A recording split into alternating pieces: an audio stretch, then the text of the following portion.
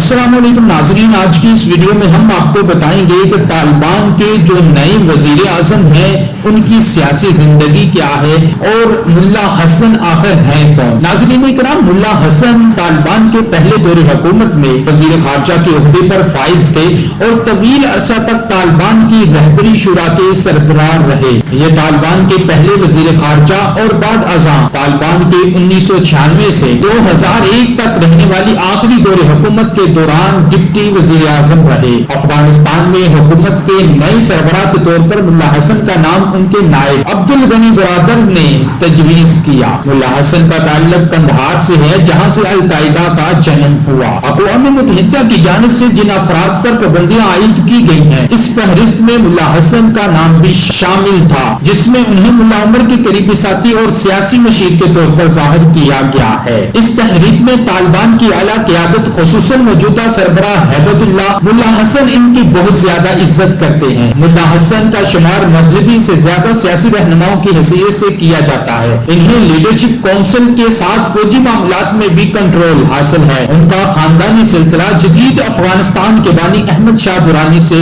ملتا ہے۔ انہوں نے رہبری شورا کونسل میں اہم لیڈرشپ اور رہنمائی کا کردار ادا کیا ہے۔ اس شورا کو عموماً کوٹا شورا کے نام سے بھی جانا جاتا ہے، جسے 2001 میں امریکہ کی جانب سے افغانستان پر ہونے والی فوجی چڑھائی کے بعد تشکیل دیا گیا تھا۔ ملا حسن اسلام پر لکھی جانے والی کئی کتابوں کے مصنف بھی ہیں۔